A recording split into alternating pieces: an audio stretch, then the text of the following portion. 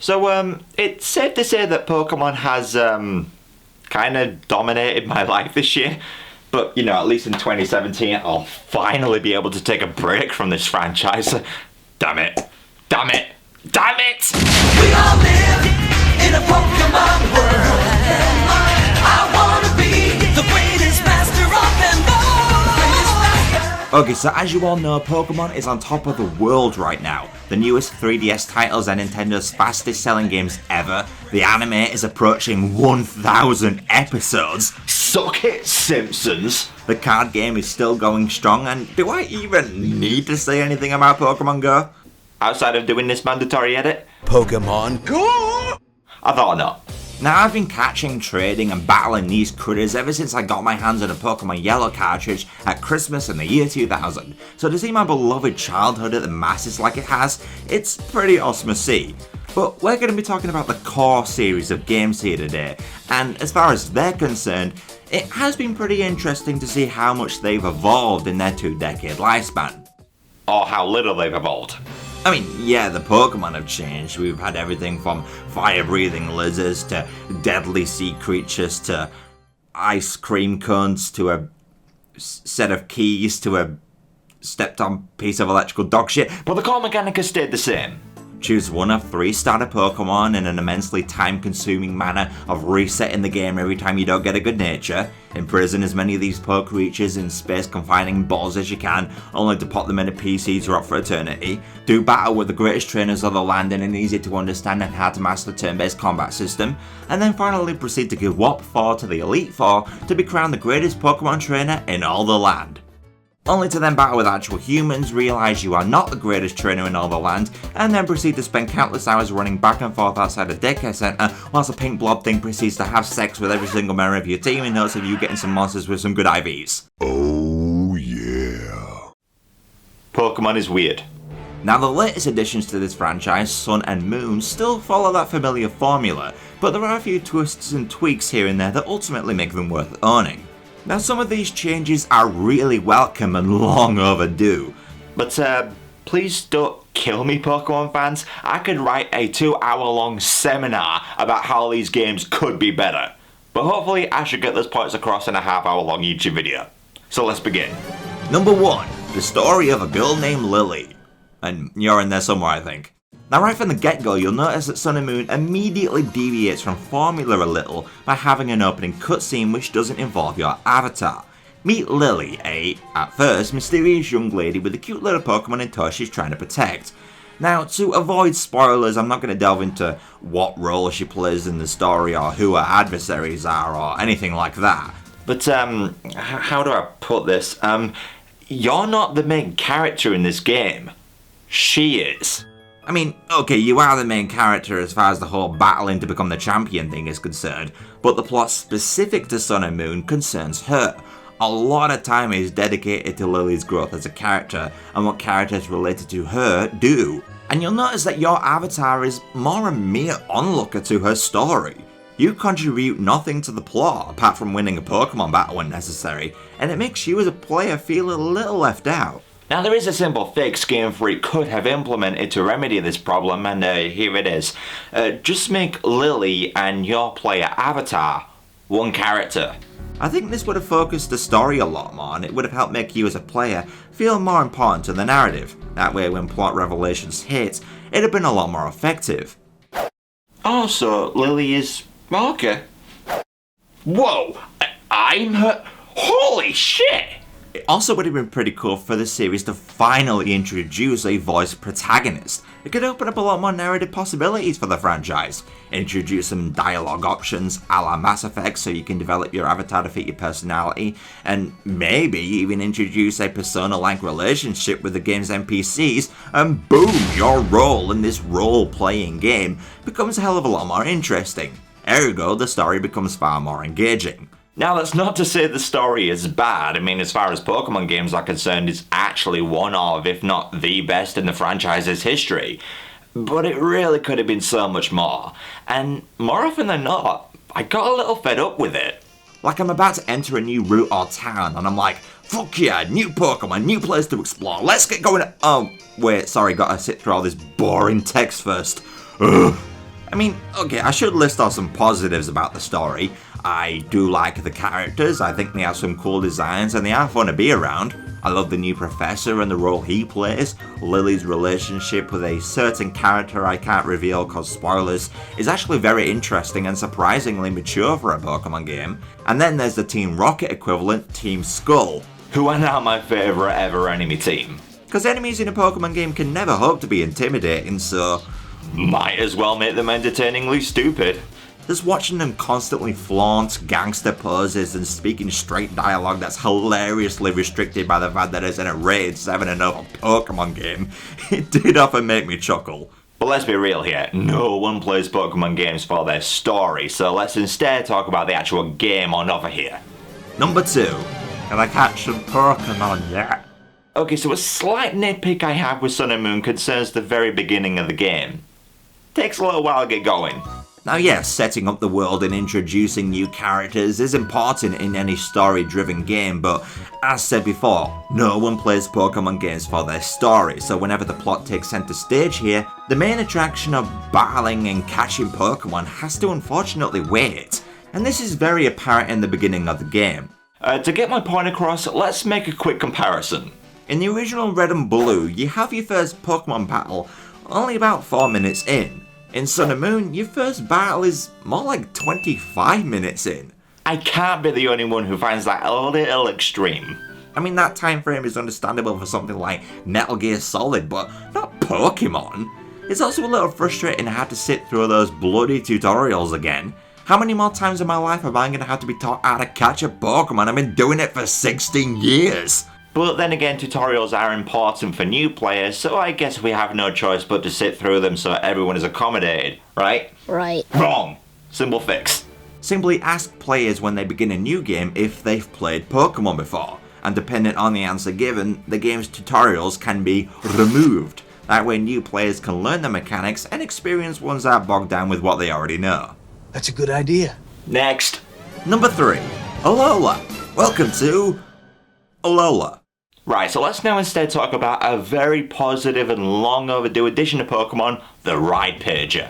This thing is a godsend because in all previous iterations of the series, you had little things called HMs or hidden moves, which had to be taught to your Pokemon in order to clear obstructions on the map. And this was incredibly annoying as it meant you had to sacrifice a space or two in your team roster for Pokemon whose sole purpose was to learn these HMs. What is my purpose? You use Cut. Oh my god. This also meant a lot of tedious switching around of Pokemon in the PC box, and you could never go around with a full team roster which just blew rocks. But now that's been fixed, as in Sun and Moon you've been granted the satanic ability for making Pokemon appear out of thin air to clear obstructions. Hey, I don't care that it doesn't make sense. If it makes world exploration more streamlined, I'm all for it. What a world it is to explore. Alola, clearly based on Hawaii, is a vast and varied land with many landmarks and new Pokemon to discover. Some really cool, some really freaky, and some the result of an artist clearly under the influence of an illegal substance. But you know, every gen has its oddball, even the OG ones. It's eggs. Great job, guys. Now as they should be, Sun and Moon are the best looking Pokemon games yet. The world is highly detailed. For a 3DS game. The colours pop and the soundtrack is as delightfully chirpy as ever. Though I do have one major requested feature regarding world exploration. I am begging to get a Pokemon game someday with some level of camera control. The camera in Sun and Moon is lower than ever here, and as a result, it makes it awkward to travel down routes and towns sometimes. If you're going forward, it's fine, but if you're heading towards the camera, you can get pretty dang blind as to what's in front of you.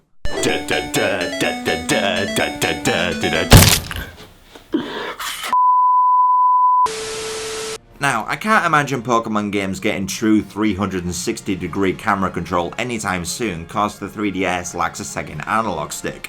I mean, yeah, the new 3DS has one, but the original model doesn't, and making these Pokemon games exclusive to the newer model would be a huge mistake. No!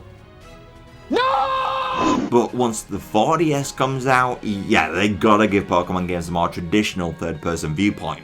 Hell, they could even introduce a first-person mode and allow us to switch between first and third person like Fallout and Elder Scrolls does. 'Cause Why the fuck not? Now there is one new feature that Game Freak have incorporated into the game's world that I want to briefly touch upon, and that's the Pokey Finder.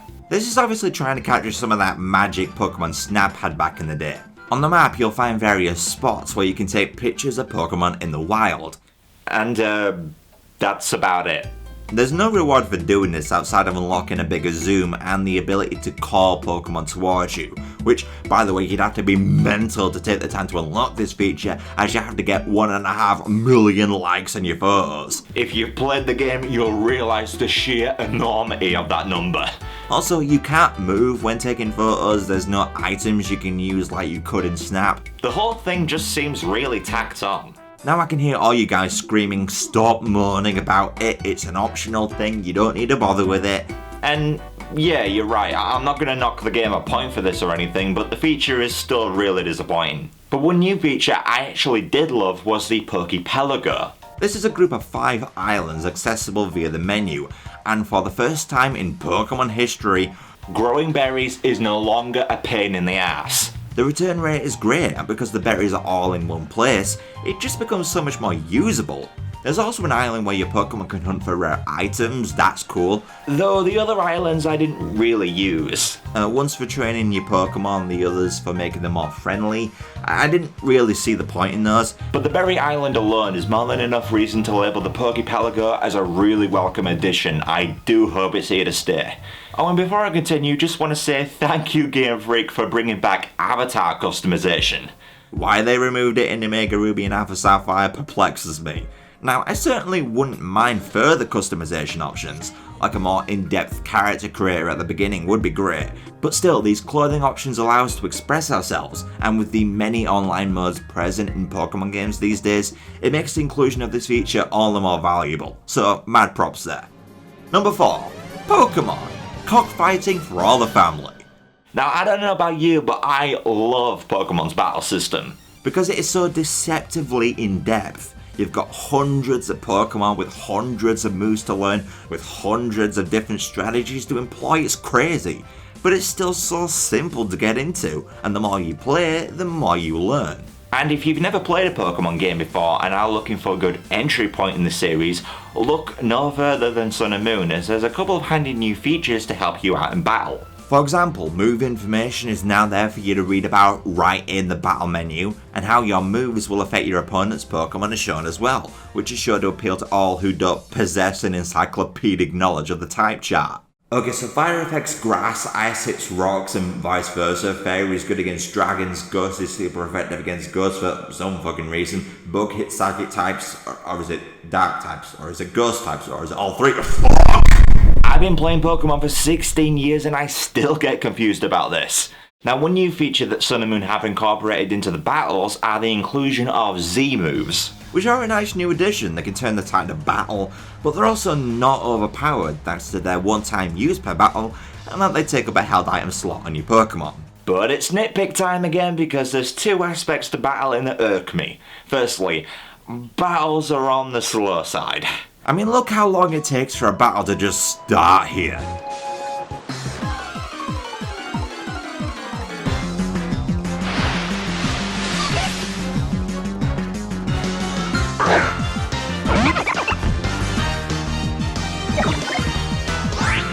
"15 seconds. That's a quarter of a minute. And if you're trying to search for a particular Pokemon on a route, that eats up a lot of time." Now, forgive me for this, but let's do some math. Shut up. Hear me out. Some Pokemon can have encounter rates at about 5%, like this Munchlax here on Route 1. Granted, some Pokemon have even lower encounter rates, but let's be a little generous here. 5% is 1 in 20, so if the odds are in your favour, it will take 20 encounters for Munchlax to show up. And all of these encounters begin with that same 15-second startup, which you cannot skip. 20 times 15 seconds is 300 seconds. So yes, in your search for this one Pokemon, you'll be waiting a full 5 minutes for battles to just simply start. And it wasn't always like this. Take a look at the battle start time in Fire Red and Leaf Green, for example.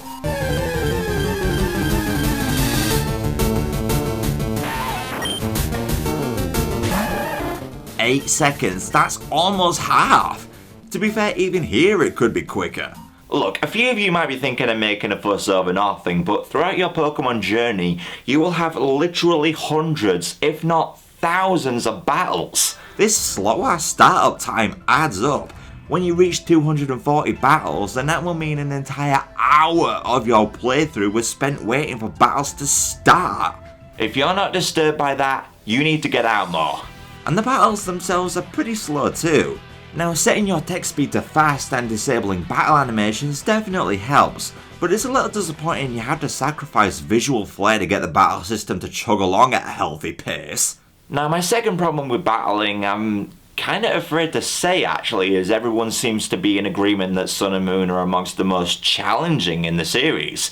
But for me, for at least the first 2/3 of the campaign, I found most battles insultingly easy. I found myself over-leveled most of the time, and I believe this is thanks in part to the return of the redesigned experience share, which like Omega Ruby and Alpha Sapphire gives all Pokemon in your party shared experience. Now the good thing about this is that it keeps your team pretty evenly leveled. And for me, this is great. Label me a fan of the new experience share.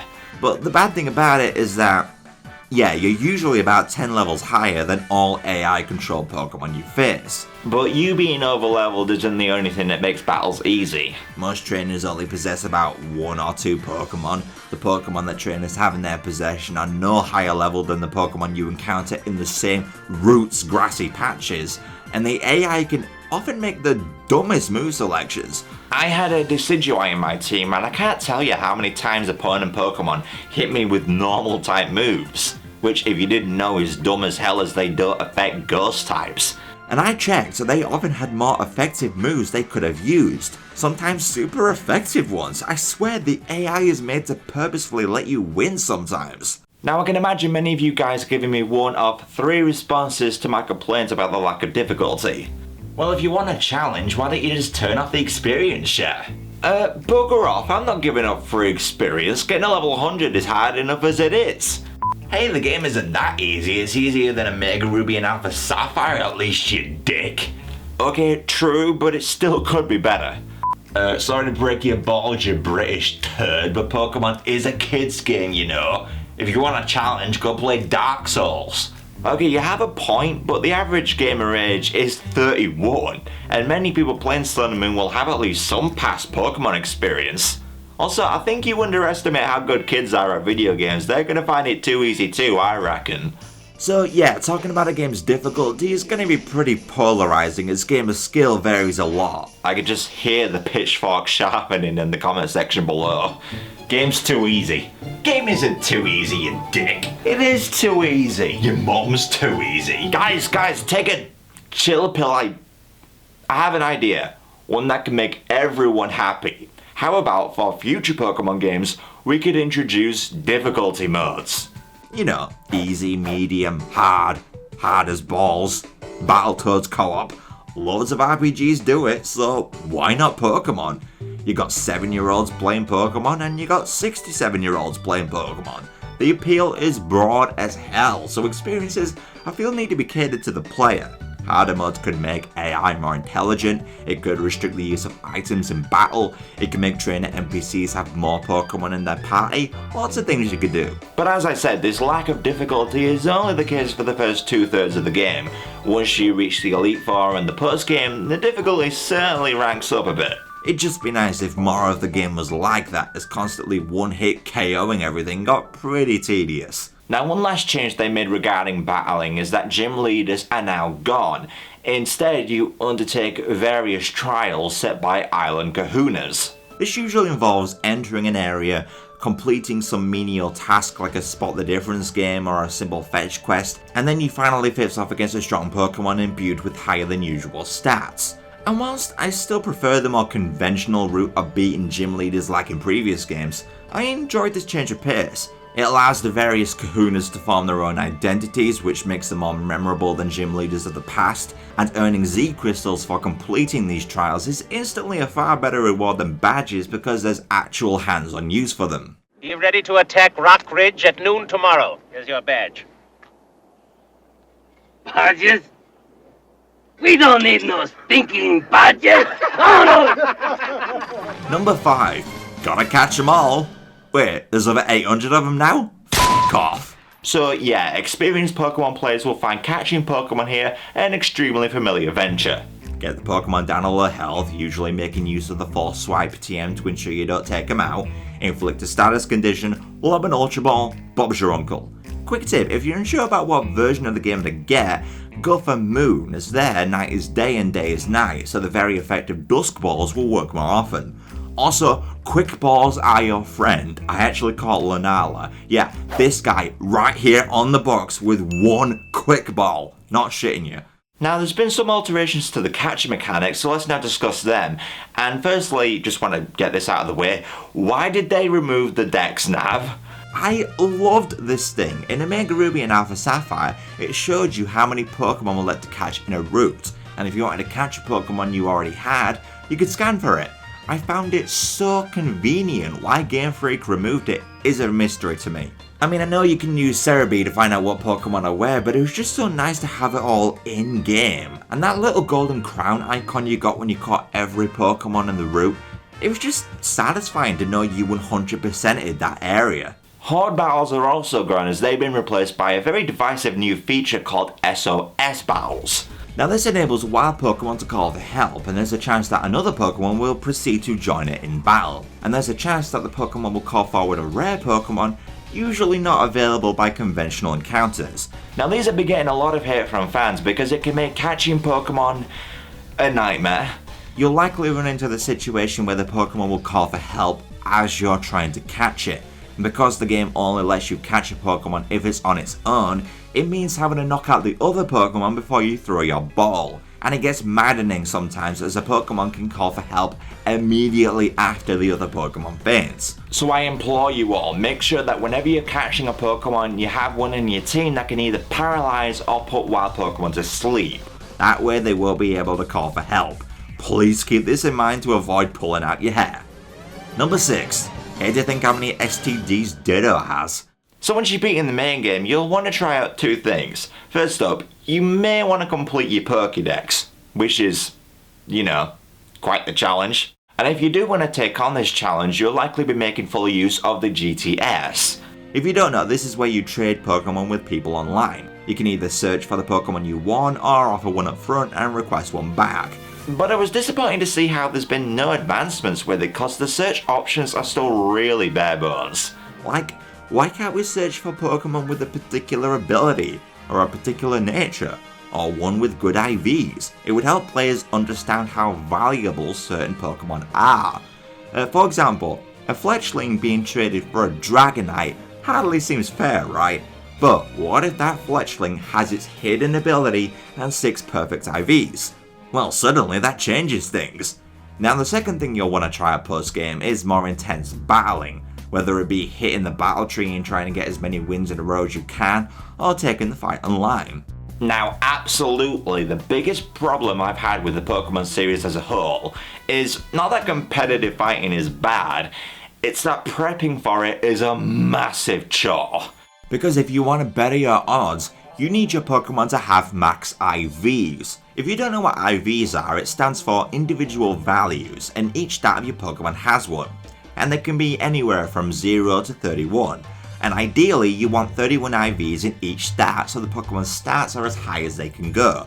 So, 31 for IVs for HP, 31 for attack, 31 for defense, etc, etc. Now, if you want a 6 IV Pokemon, there's actually a lot to learn, so I'll try to skim over the details here. You need to catch a Ditto with as best IVs as possible, which involves using the move Switcheroo with a Leopard Berry to ensure the Ditto doesn't struggle itself to death before you catch it. Then you do the whole SOS battle thing, and I believe it takes like 40 turns before the Ditto you'll want shows up. Then you gotta get a Destiny Knot, breed with the Pokemon of your choice, and keep hatching eggs until you get one with some good IVs. And then you gotta switch it out with the parent with the child with the better IVs, and you keep doing that, and if you're very lucky, you might just get the Pokemon you want, and it's not fun. And sorry to break this to you, but video games should be fun.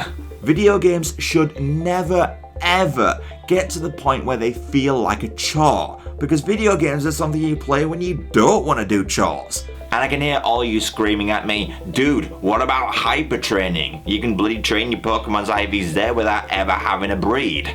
Okay, true, but your Pokemon has to be a level 100 before you do that. And because Sun and Moon likes the Versus Seeker and various other exploits of the past like Blissey bases, getting a Pokemon at level 100 takes forever.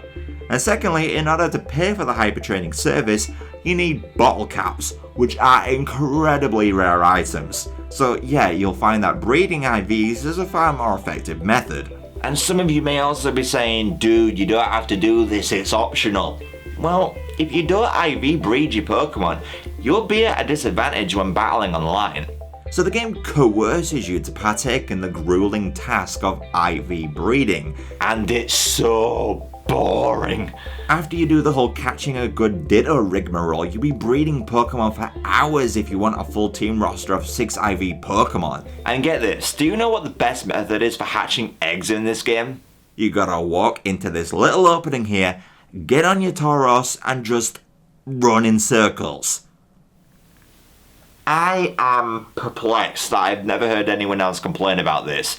If any other game actively encouraged you to literally run around in circles for minutes on end, we'd all commit the game developers. This is shitty game design, plain and simple. Yes, I know it's optional. Yes, I know Sun and Moon have actually taken strides to make IV breeding easier. But if you want to stand a chance against other online players, this is still what you gotta do. There has got to be a more fun and effective method of maxing out your Pokemon's potential.